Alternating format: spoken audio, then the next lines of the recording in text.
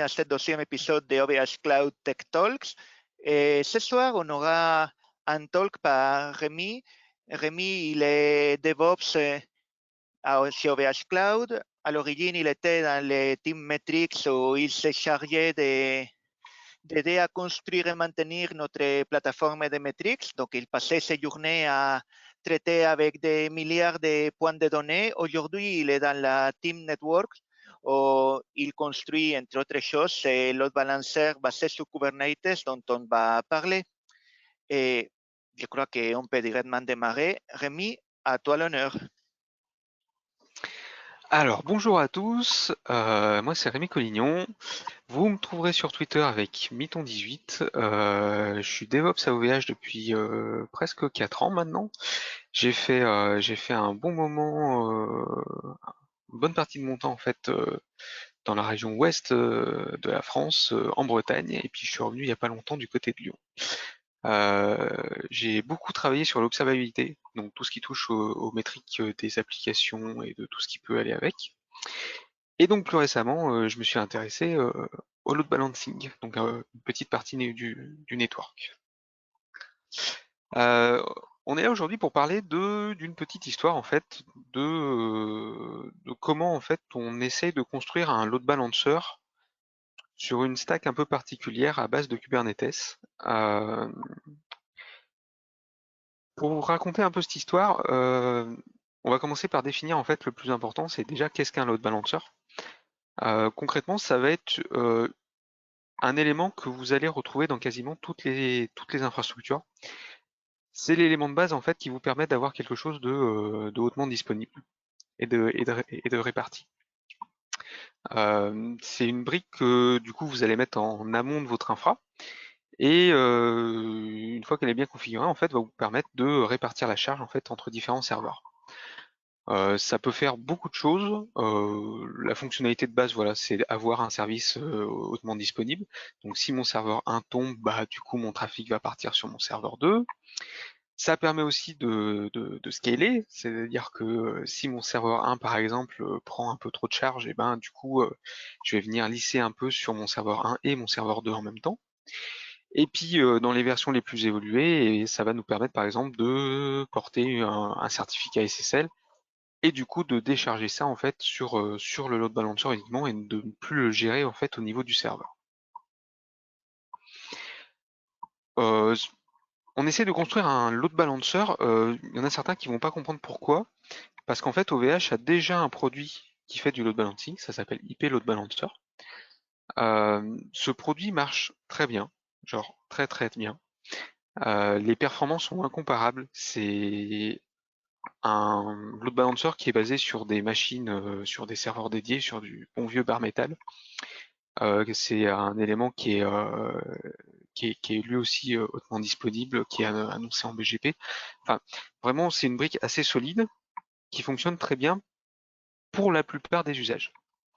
À côté de ça, bah, sur le produit actuel, on va retrouver la compatibilité Verac. Donc, par exemple, vous avez votre, votre IP public sur votre load balancer, mais peut-être que les serveurs en fait sont dans un réseau privé virtuel qui vous appartient. Le produit, il est vraiment spécifique à tel point que les serveurs qui sont utilisés en fait pour le porter sont aussi étudiés en fait pour être optimisés pour faire du network. Il y a des CPU spécifiques, il y a des cartes Ethernet qui sont dédiées pour. Et ce produit-là en fait vous permet aussi d'avoir des certificats SSL comme on disait tout à l'heure. Du coup, pourquoi est-ce qu'on réfléchit à en faire un nouveau? Parce qu'en fait, dans certains cas d'usage, il n'est pas tout à fait adapté. Pour ceux qui font du cloud aujourd'hui, le produit IP Load Balancer, il est assez compliqué à utiliser.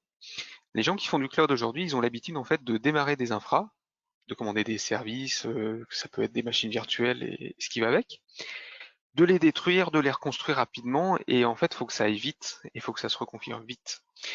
Chose qui est assez compliquée en fait avec un IP Load Balancer. Du coup, voilà, ça fait partie des cas d'usage qui sont pas tout à fait adaptés. Aujourd'hui, l'un des petits défauts de ce balancer, c'est que Si vous avez beaucoup de front-end, donc de ports qui écoutent sur votre load balancer, si vous avez beaucoup de certificats SSL chargés, le temps que va mettre en fait le système à recharger votre configuration à chaque fois, bah, va être de plus en plus long en fait en fonction de au fur et à mesure que vous allez rajouter des choses. On a dit que c'était du hardware bien spécifique, du coup, bah, les techniciens dans le data center, ils vont mettre aussi plus de temps à le construire. C'est des tâches qui sont un peu particulières. Et du coup, ça devient compliqué en fait de le déployer facilement dans tous les data centers qu'on peut avoir. Du coup, on est parti sur un design un peu alternatif de ce load balancer là. L'objectif, c'est d'avoir un truc un peu plus flexible, qu'on puisse mettre dans toutes les régions en fait où vous allez pouvoir avoir des projets public cloud. Projet public cloud, en gros, c'est un projet OpenStack sur lequel vous allez avoir plusieurs régions.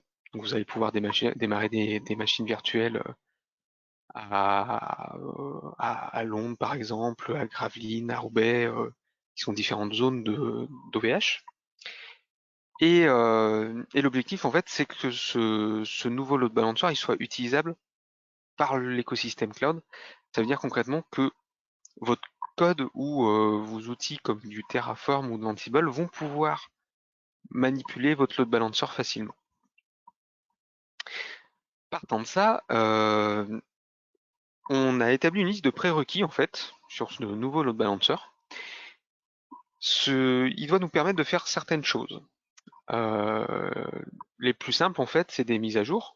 Concrètement, si notre logiciel pour faire load balancer est dans une version spécifique, il faut que le jour où une nouvelle version arrive, on mette pas plusieurs mois en fait à redéployer une nouvelle version. Donc, il faut qu'en maximum quelques heures en fait, tout le parc soit mis à jour. Ça peut faciliter les opérations en cas de faille de sécurité ou tout ce qui va avec. Faut que du coup il soit facilement reconfigurable, ça veut dire qu'entre le moment où la personne, on lui dit qu'une nouvelle configuration a été appliquée, et le moment où elle est effectivement appliquée sur chacun de ces load balancers, il faut pas qu'il se passe plus de quelques secondes en fait. Sinon, ça peut produire en fait quelques petits problèmes en production. Il faut que ce load balancer là, il soit disponible rapidement et n'importe où. L'idée en fait, c'est qu'il sera disponible partout où vous pouvez aujourd'hui commander de l'OpenStack, enfin, des projets publics cloud OVH. Il faut que de notre côté, en fait, il soit facilement opérable, forcément. Il faut qu'on se facilite un peu la vie quand même.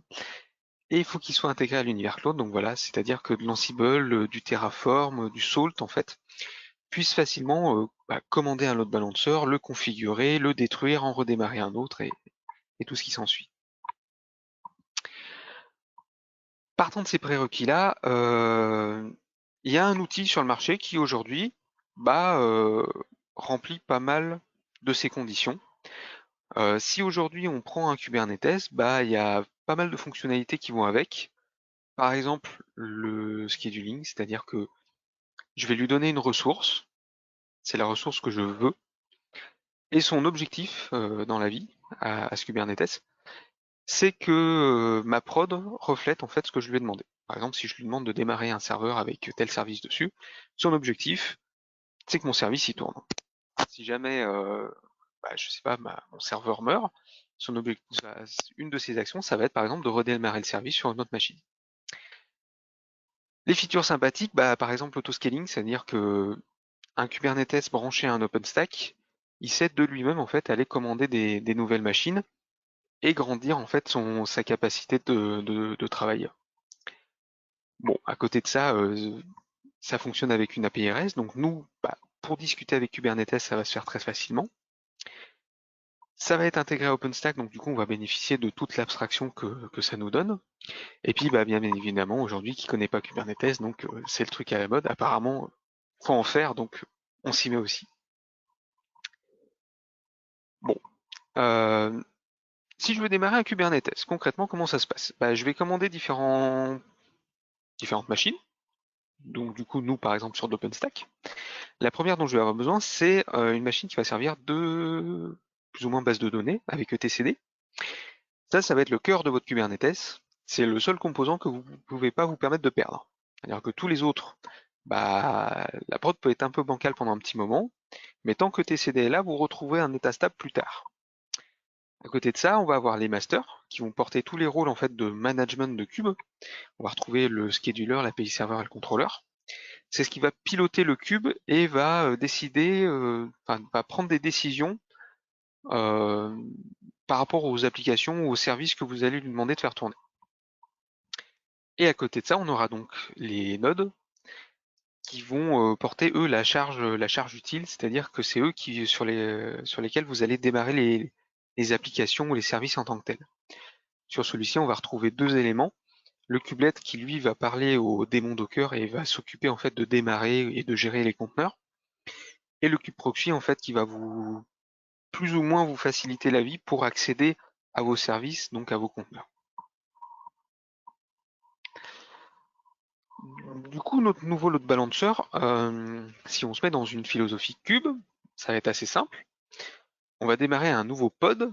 Donc un pod dans Kubernetes, ça va être un ensemble de conteneurs. On va démarrer un nouveau pod dans lequel on va mettre une petite application qui fait du load balancing. On va avoir une patte en entrée, une patte en sortie. D'un côté, on va attendre les requêtes des clients. De l'autre, on va contacter les serveurs du client. Et donc, on va démarrer notre load balancer de cette façon. À partir du moment où on a un pod pour load balancer, et sur une machine donnée, on va pouvoir en faire démarrer plusieurs. Du coup, on va mutualiser nos nœuds. Notre load balancer dans Kubernetes, du coup, ça va se représenter sous forme de pod. Dans la version la plus basique, en fait, ça serait de démarrer un outil qui fait du load balancer, du load balancing, HAProxy, parce qu'on aime bien HAProxy et puis parce que c'est assez flexible. Et ce HAProxy là, en fait, va lui falloir lui donner en fait deux interfaces réseau, une sur laquelle il va recevoir les requêtes du client et une sur laquelle il va contacter les serveurs d'une ferme. On décide en fait de splitter ces deux interfaces pour une bonne raison, c'est que quand on vous donne un load balancer, quand vous commandez un load balancer, en fait vous voulez une IP spécifique. Et surtout, vous voulez que l'IP elle ne change pas. On ne peut pas vous dire vous avez redéployé votre load balancer, l'IP de destination a changé. Du coup, on va venir attacher une interface bien spécifique dans ce conteneur, et on va faire la même chose en sortie, de façon à ce que vous qui gérez par exemple votre serveur derrière, puissiez en fait faire des IP tables ou des whitelists des IP sur lesquels vous savez que le load balancer va vous contacter. Du coup, on va se retrouver avec un compteur principal qui va porter en fait le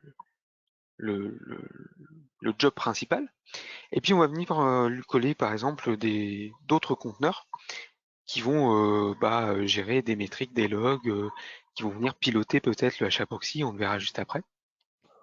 Et donc à partir de là, on a une unité complète qui nous permet de représenter un load balancer. C'est cool, si on demande à Kube de démarrer ça, il va le faire. Il va nous démarrer un pod avec un load balancer dedans, on va pouvoir le contacter, l'utiliser, très bien. OVH, le problème, c'est qu'on doit faire ça, mais on doit faire ça pour 1 million de load balancers. Si on prend par exemple le Kubernetes Manager aujourd'hui, c'est environ 1500 load balancers. Si on prend les load balancers portés par le produit IP Load Balancing, ça représente 4500 LP. Du coup, on se dit que on va pas pouvoir faire un kubectl apply de chaque nouveau load balancer, c'est pas possible. C'est la méthode pour démarrer quelque chose dans Kubernetes, le kubeapply. C'est pas envisageable en fait à notre échelle. Du coup, on va utiliser un concept qui est très intéressant dans Kubernetes, qui s'appelle les opérateurs. Un opérateur en fait va être chargé de piloter une ressource et ses dépendances en fait dans le kube. L'idée c'est que vous allez avoir un bout de code qui va représenter votre opérateur. Vous allez le lancer lui-même en tant que conteneur dans Kubernetes. et c'est lui qui va piloter votre infra. C'est lui qui va dire ah bah j'ai un nouveau load balancer à créer, et ben je vais créer les pods correspondants, je vais faire les attachements réseau nécessaires, je vais configurer les métriques correctement. Et puis à chaque événement qui va se produire en fait sur Cube, il va venir réagir en conséquence. Par exemple, si notre opérateur il a démarré des pods sur un nœud spécifique et que ce nœud-là en fait meurt ou perd le réseau par exemple, bah, c'est lui qui va prendre la décision de redémarrer notre load balancer sur une autre machine de façon à retrouver le service. Pour moi en fait ça c'est le rêve en tant que DevOps, parce que du coup je vais écrire du code qui va venir piloter mon infra. Il y a encore un bout de chemin à faire parce que pour l'instant en fait ça reste piloter finalement des conteneurs à la fin. Mais pour moi, au niveau Ops, en fait, c'est un grand pas en avant. Parce que du coup, tout va être code. Toute ma logique, en fait, va être écrite. Mon opérateur, finalement, ça va être une IA, en fait, qui va gérer mon infra. Et ça, j'en suis très content. Maintenant, on va attaquer une partie un peu sensible dans Cube. C'est la gestion du network. Quand vous configurez Kubernetes, le network, c'est quelque chose de base. C'est ce qui va permettre, par exemple, à vos API serveurs, donc à vos masters, de contacter vos nœuds. C'est ce qui va permettre, en fait, depuis l'extérieur, par exemple, de piloter, de contacter certains conteneurs ou certains pods. Du coup, il faut y apporter une attention toute particulière. Si vous démarrez Cube, vous allez vous rendre compte en fait qu'il aime beaucoup les IP tables. Les IP tables, c'est ce qui permet de faire un peu de firewall sur un kernel Linux. Et ben en fait, il va beaucoup jouer avec. Le problème, c'est qu'il n'est pas tout seul. Aujourd'hui, si vous démarrez Docker, Docker va vouloir jouer avec les IP tables. Le kubelet, qui est l'interaction entre Cube et votre Docker, va lui aussi vouloir jouer avec les IP tables.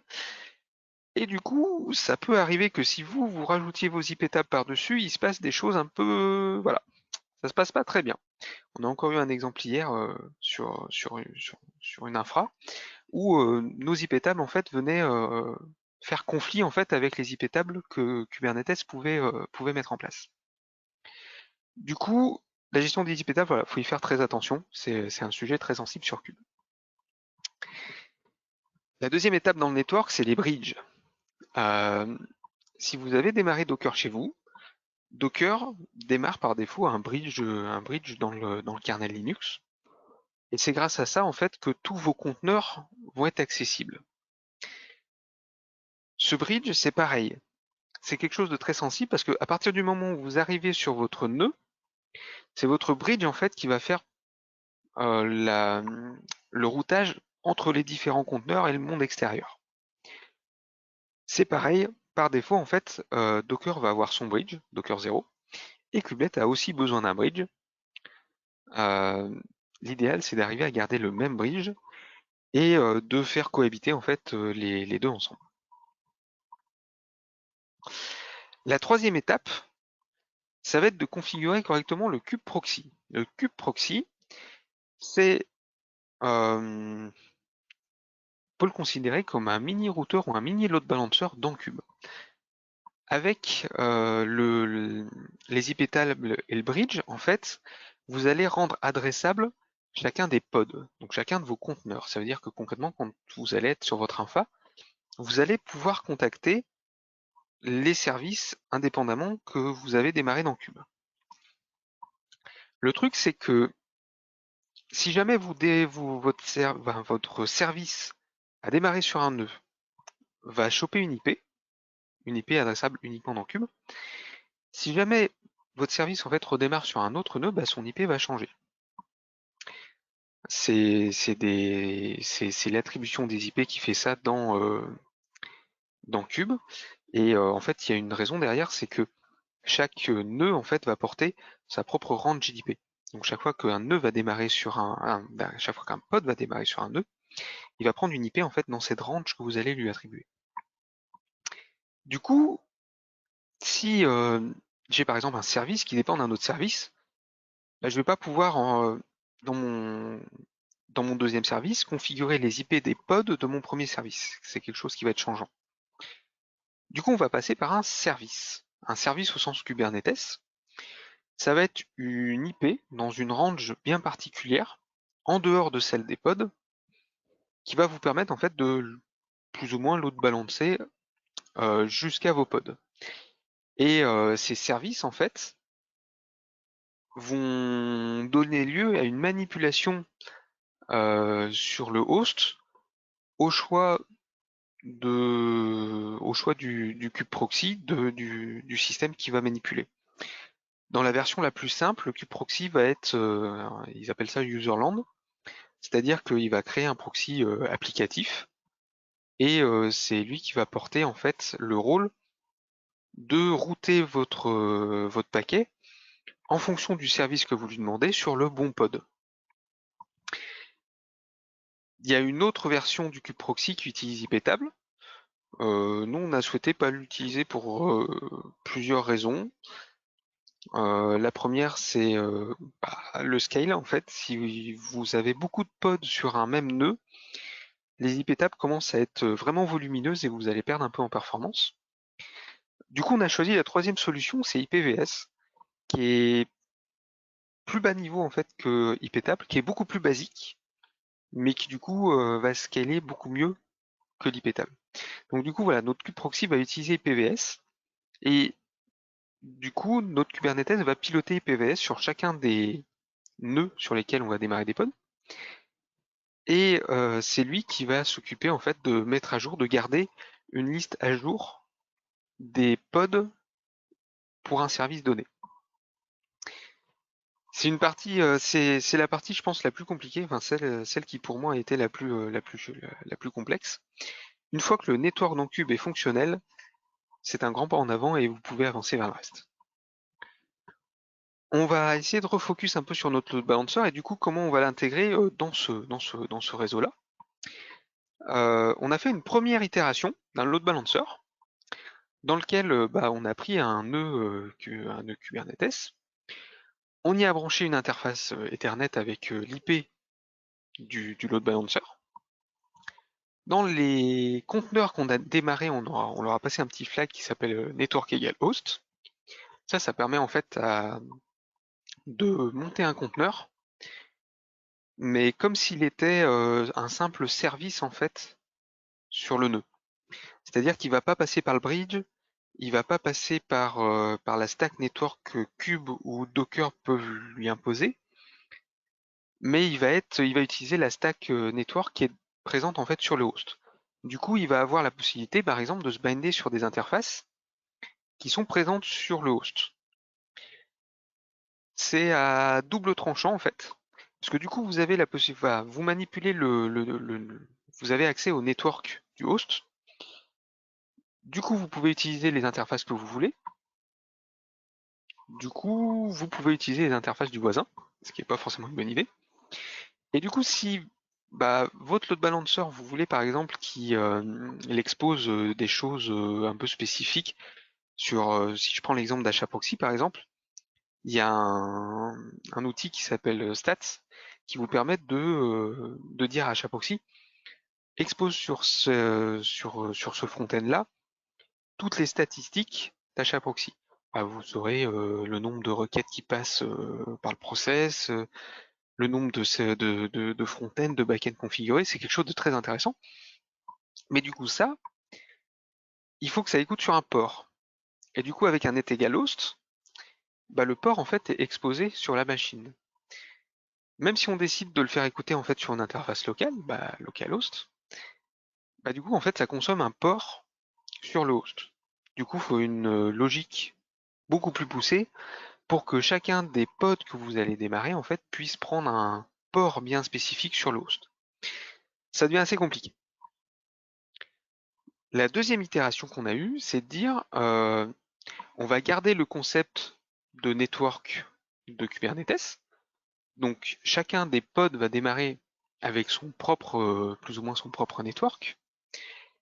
Mais on va venir piloter et customiser un peu ce network.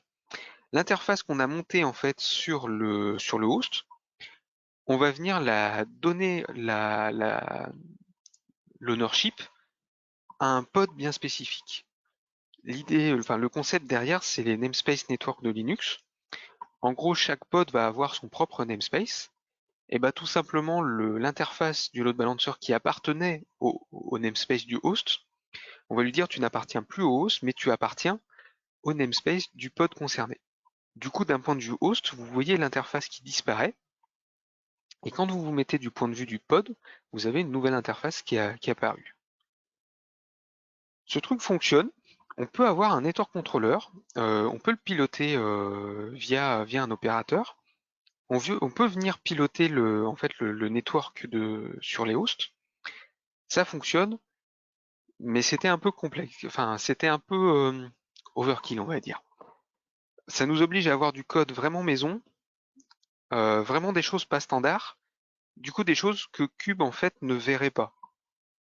Quand on vient piloter en fait et faire des modifications sur le network que Cube installe, ça peut donner quelques problèmes.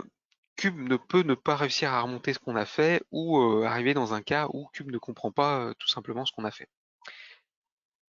On est parti sur une autre solution, vu qu'on est Cube compliant, on utilise des solutions officielles de Kubernetes, on utilise des CNI. Des CNI, c'est des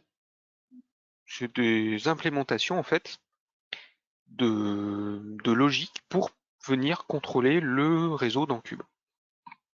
Si vous prenez par exemple Kubernetes par défaut, la CNI qu'il utilise, en fait, elle s'appelle KubeNet, qui vient plus ou moins piloter le bridge de Docker. Il en existe plein des CNI.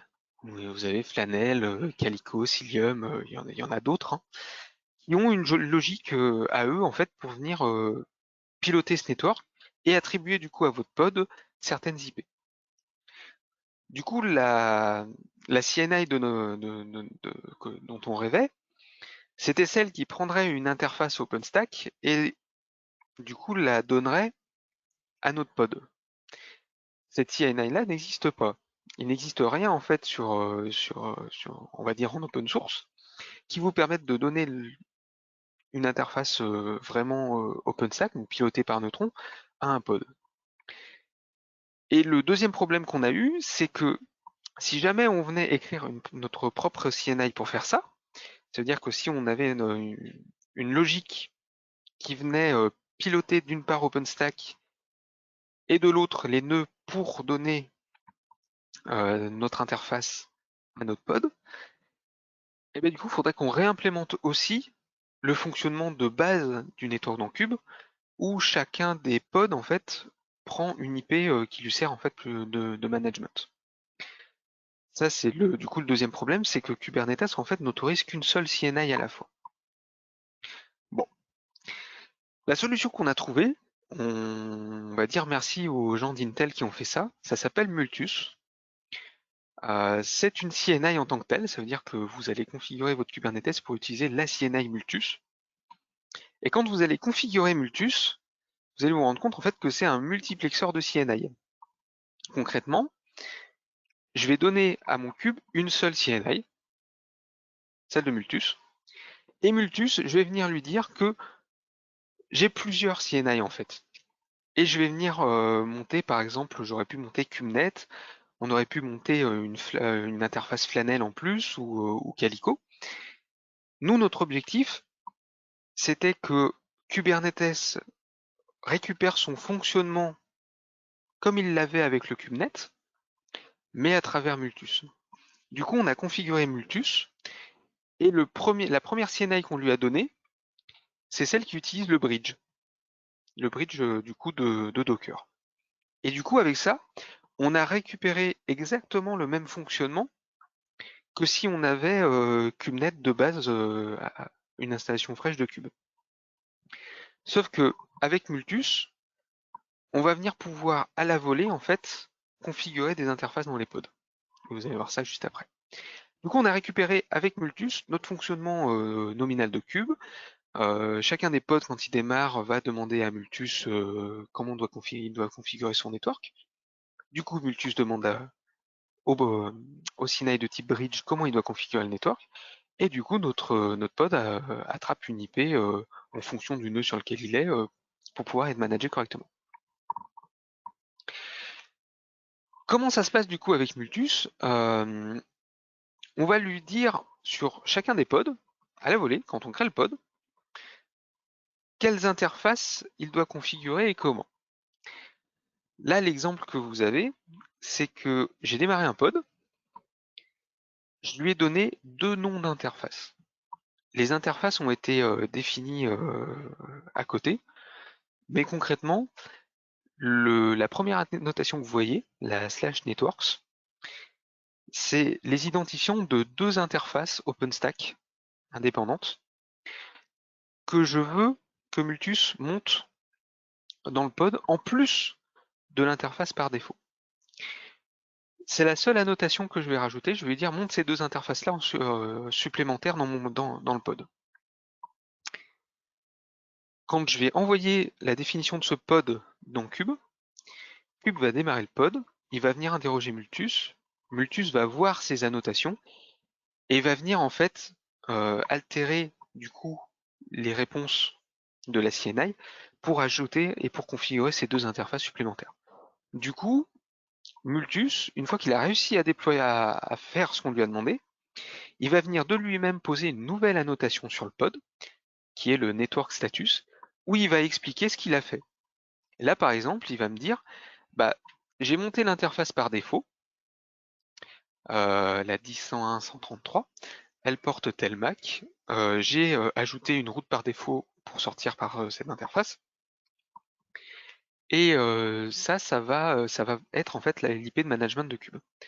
J'ai monté 2 autres interfaces, voilà leur nom, voici le nom de l'interface qu'elle porte dans le conteneur. Donc dans mon conteneur, je sais que j'ai 2 interfaces qui s'appellent net1 et net2, et je sais quelles IP elles vont porter et quelles interfaces MAC. Du coup, j'ai tout ce qu'il faut en fait dans mon pod pour configurer correctement mon network. À partir du moment où j'ai mes 3 interfaces, bah, plus rien ne m'empêche pour mon load balancer en fait de listen sur la première et de faire de contacter les serveurs de mon client avec la deuxième. Le problème qu'on a rencontré suite à ça, c'est que, ok, c'est très bien, je monte une interface OpenStack sur un pod. Quand je démarre mon pod, je donne une annotation bien particulière, et du coup, mon network se configure correctement. Maintenant, qu'est-ce qui se passe si mon pod meurt? Eh ben, Kubernetes de lui-même va décider de redémarrer le pod sur une autre machine. Très bien. Sauf que sur la machine, sur la nouvelle machine, j'ai pas forcément mon interface physique dans mon host. Du coup, bah, le pod va pas réussir à se monter correctement parce qu'il lui manquera une interface. L'idée derrière, c'est il faut avoir une gestion complète en fait des interfaces et de quelle machine, sur quelle machine on les branche. Pour avoir une gestion efficace, il faut être capable de dire quand est-ce que le pod démarre sur la machine et du coup venir brancher l'interface correspondante, et quand est-ce que le pod meurt et démarre sur une autre machine, et du coup il faut venir débrancher l'interface de la première machine pour la brancher sur la nouvelle. Il y a un mécanisme très intéressant qui s'appelle les finaliseurs dans Cube. Quand vous allez vouloir supprimer une ressource ou bouger une ressource, si votre ressource possède des finaliseurs, il ne va rien se passer. En gros, Cube va envoyer un message à tous les opérateurs pour leur dire on m'a demandé la suppression de cette ressource, mais j'ai un finaliseur ou plusieurs finaliseurs qui m'en empêchent. L'idée, c'est que chaque opérateur va pouvoir, avant la suppression du pod, faire quelque chose. Nous, on voulait utiliser ça tout simplement pour que chaque fois qu'un pod qui monte l'interface d'un LB soit bougé ou meurt, on puisse avoir la possibilité de démonter l'interface avant pour pouvoir la remonter ensuite sur un autre host. Et bah du coup, il y a une chose très intéressante à savoir, c'est que vous ne pouvez gérer des finaliseurs que sur des ressources qui vous appartiennent. C'est-à-dire que moi, en tant qu'opérateur, je vais pouvoir coller des finaliseurs sur, par exemple, le load balancer en tant que tel que j'ai créé. Mais je ne vais pas pouvoir toucher en fait aux finaliseurs qui appartiennent par exemple au pod. Si vous allez voir le code de l'opérateur qui gère les pods, les ressources de type pod, bah, vous allez vous rendre compte en fait qu'il autorise 3 ou 4 finaliseurs bien définis, hard-codés dans le code. C'est là où Kubernetes du coup manquait un peu de flexibilité. Ok. Sujet suivant, dans mon load balancer, comment je vais le configurer? C'est-à-dire qu'il va démarrer, il va avoir une config assez vide par défaut. Mon client va demander une nouvelle configuration de load balancer. Moi, je dois appliquer cette nouvelle configuration en fait sur du coup son HAProxy. Bah, quel est le workflow? Comment je vais faire ça?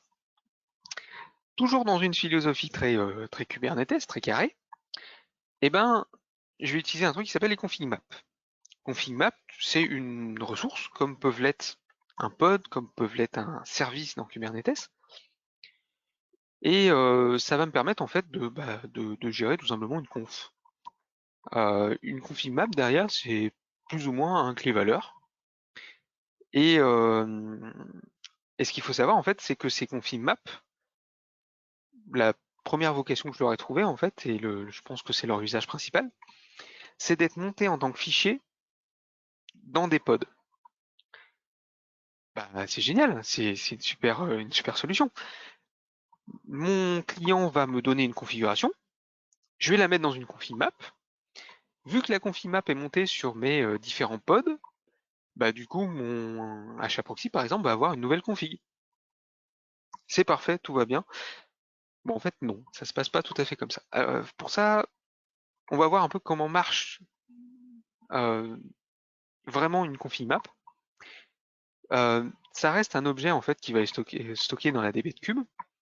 Et, quand vous allez demander à Kubernetes de monter cette config map dans un pod ou dans un ensemble de pods, ce qu'il va faire, c'est qu'il va venir poser un fichier sur le file system du conteneur, mais c'est pas ce fichier qu'il va vous donner.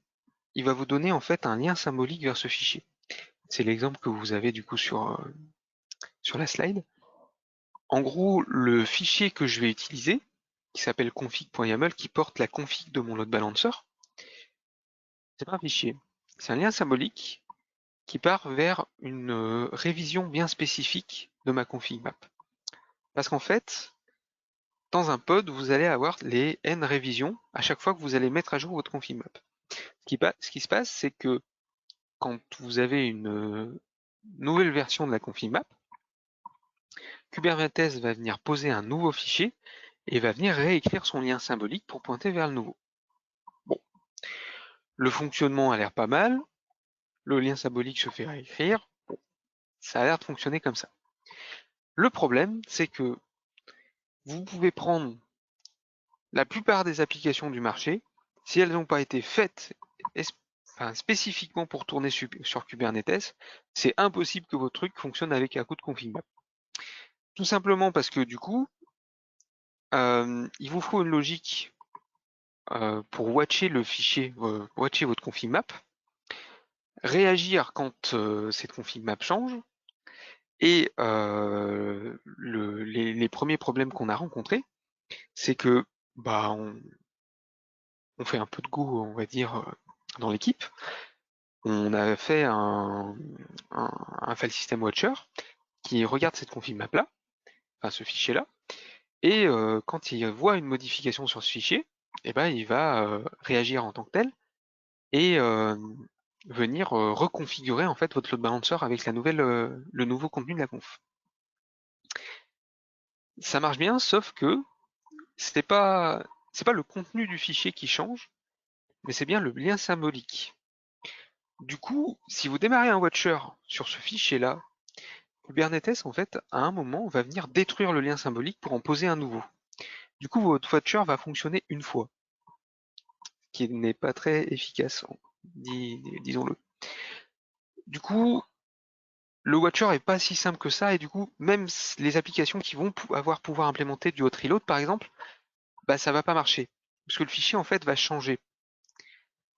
Du coup, il faut une logique bien spécifique où vous allez watcher le fichier, démarrer un Watcher sur le fichier, attendre le premier changement du contenu du fichier, et quand le fichier va avoir changé, il va falloir redémarrer votre Watcher en redonnant le pass vers la config map, et du coup, nouveau Watcher, donc pour le file system, en fait, nouveau fichier, et du coup, vous allez pouvoir suivre les évolutions de vos config map. Il y a un article très intéressant qui explique en fait pourquoi les config maps fonctionnent comme ça. Ce fonctionnement des config maps du coup nous oblige en fait à avoir une brique qui s'appelle le contrôleur qu'on va venir démarrer à côté du HAProxy dans le pod. On va avoir toujours notre HAProxy qui va faire son fonctionnement par défaut, donc du load balancing, et notre contrôleur en fait va avoir comme objectif de faire un watch version Kubernetes de notre fichier de config, et en fonction des changements, de venir répercuter ces changements sur notre process HAProxy. Il y a un dernier sujet que je voudrais aborder, en fait, c'est le monitoring. Alors, je vous l'ai dit en début, quand je me suis présenté, j'ai un petit passif sur l'observabilité. Toujours si on suit pas les précaux, mais la philosophie, on va dire, Kubernetes, et que je veux faire de l'observabilité en fait sur mes conteneurs, sur mes services, mes applications, et ben la méthode recommandée, dirons-nous, c'est de démarrer un truc qui s'appelle le Prometheus opérateur, qui va me permettre en fait de démarrer des instances de Prometheus, et en fonction d'annotations que je vais venir poser sur mon pod, Prometheus va venir récupérer les métriques correspondantes et les stocker. Il y a pas mal de sujets sur Prometheus, j'ai choisi d'en garder pour l'instant un, voire deux, on verra en fonction des questions. Ça fait lien avec l'issue que j'ai collé en lien. Elle explique en fait que quand vous avez un pod avec un conteneur, vous pouvez mettre une annotation, et du coup, Prometheus va détecter cette annotation et va venir récupérer les métriques de votre conteneur.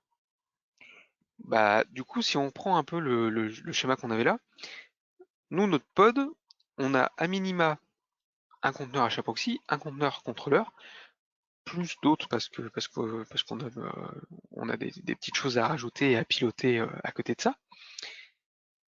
Bah, du coup, la première limitation du Prometheus, en fait, c'est que ça marche bien quand vous avez un conteneur par pod. Si vous avez deux conteneurs par pod, et bah du coup, ça marche plus. Et c'est là en fait que on a commencé à réfléchir à une autre solution. Et on va utiliser en fait la plateforme Metrics OVH, qui est basée en fait sur une solution qui s'appelle Warp10. L'idée derrière en fait, c'est que on va apporter pour Warp10 l'équivalent d'un Prometheus opérateur, ça sera un Bimium opérateur, qui fera quasiment le même travail en fait, mais sur la plateforme Warp10. Et celui-ci en fait va pouvoir avoir la possibilité de se configurer un peu plus précisément en fonction, en fait, plus au niveau du conteneur qu'au niveau du pod. Voilà. J'ai une dernière partie avec laquelle je vais vous embêter, c'est les petits tips ou toutes les petites astuces qu'on vous partageait avec vous.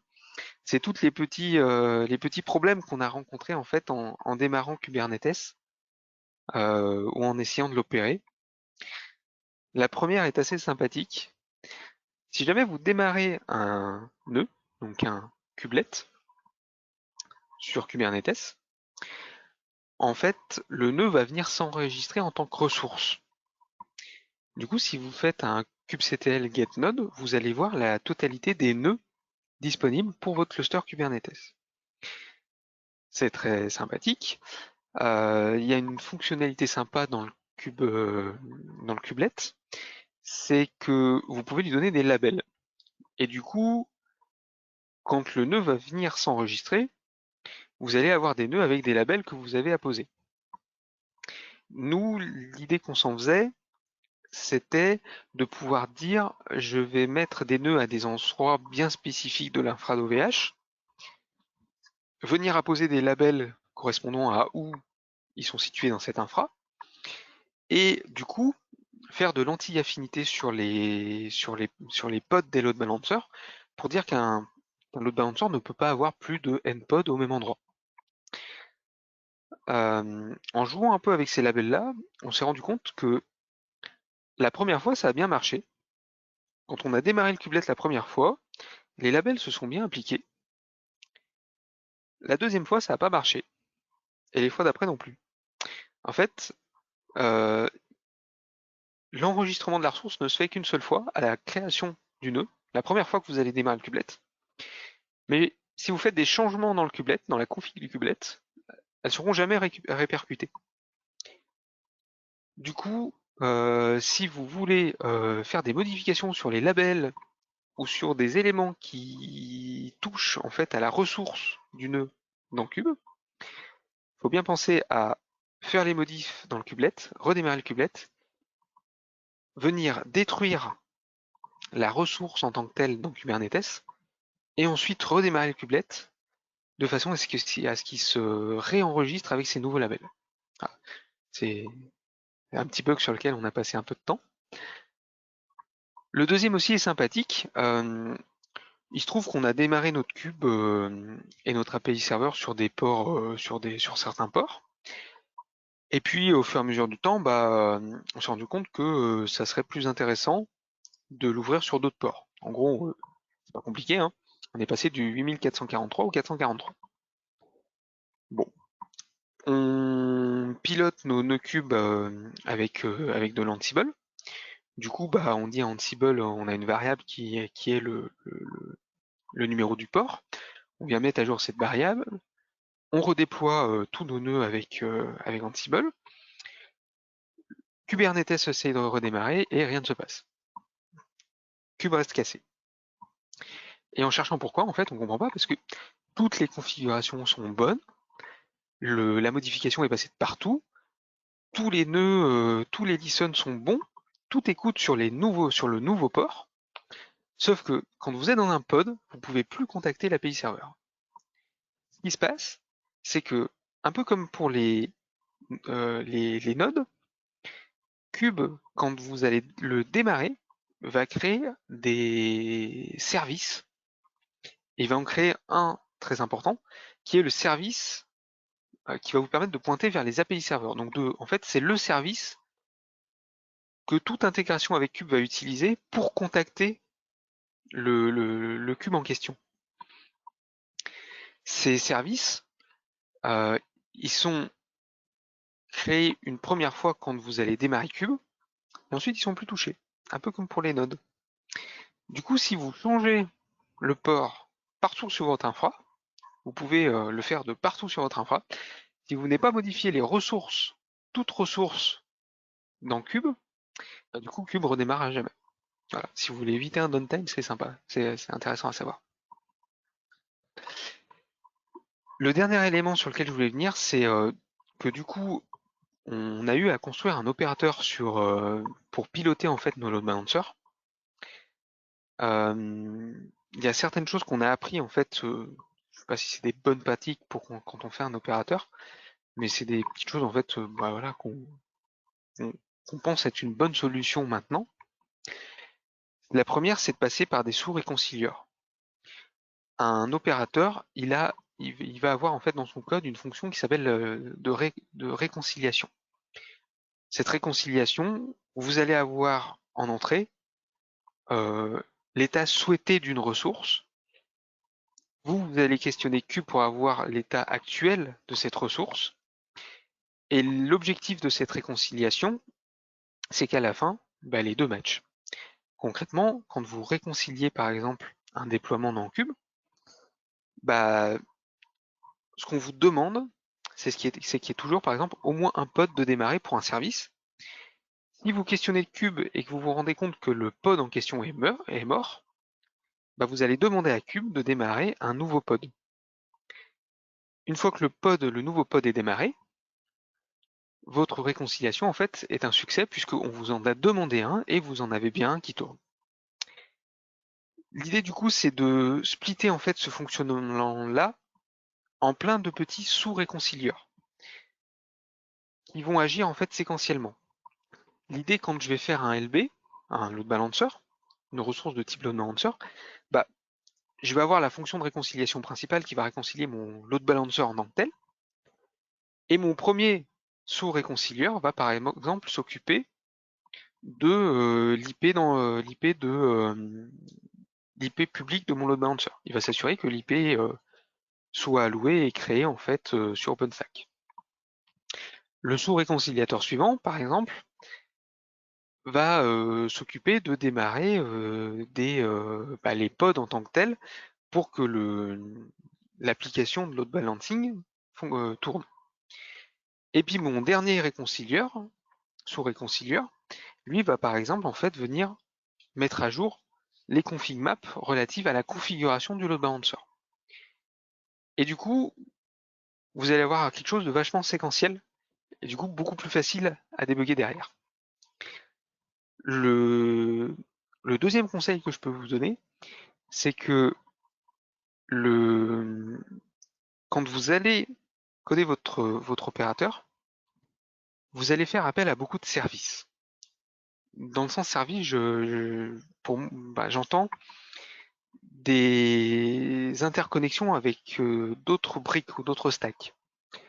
Nous, par exemple, dans l'opérateur qui gère les load balancers, on va avoir un service Kubernetes qui va nous permettre en fait de contacter et d'interroger Kubernetes.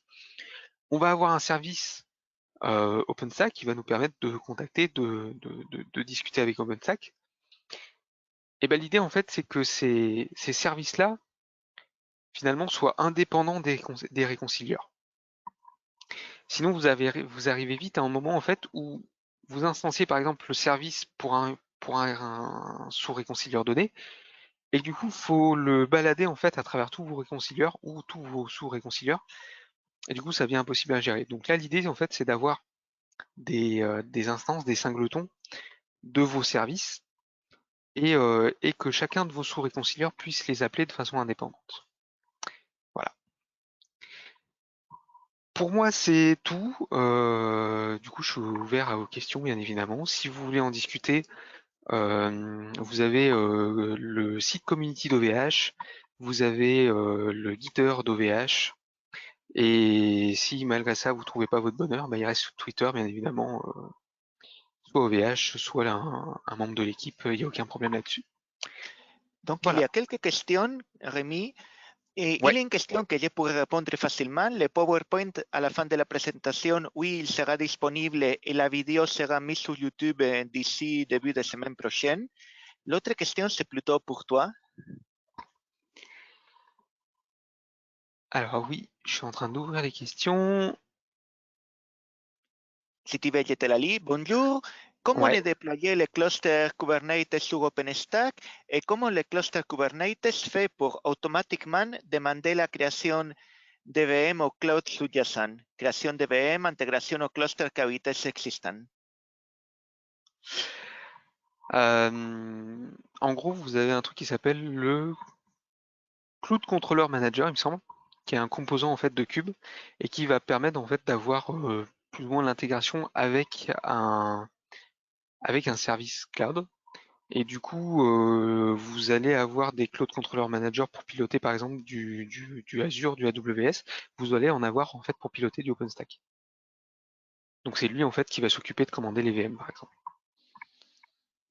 C'est là que le fait que notre public cloud est basé sur OpenStack a facilité beaucoup les choses pour pouvoir proposer un service Kubernetes managé. Au moment où on a une API dans laquelle on peut piloter la création d'instances, Kubernetes peut se brancher sur cette API-là pour faire tout ce type d'opérations. Je ne vois... Si, il y a une autre question à la fin. Bonjour, très bonne présentation. Que pensez-vous de MetaLB? Ah, bonne question.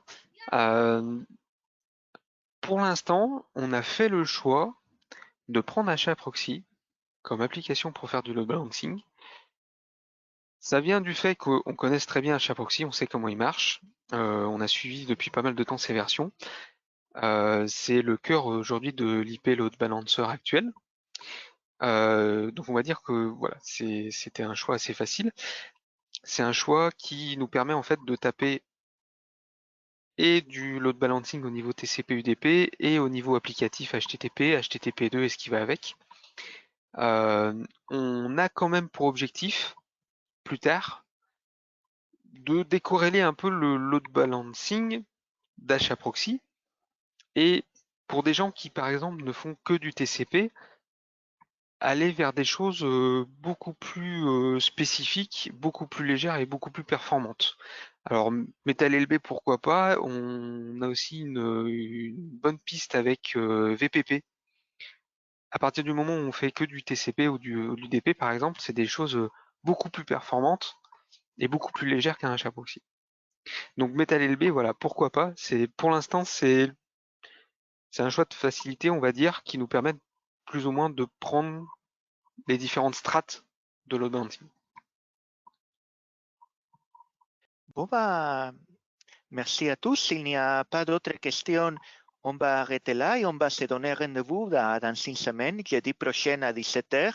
On communiquera sur les réseaux sociaux les sujets et les liens pour s'inscrire. Mais voilà, même jour de la semaine, même heure. Et merci énormément à Rémi pour sa présentation. Eh ben, merci à tous de m'avoir écouté. Et puis bonne soirée. Bonne soirée tout le monde. Au revoir.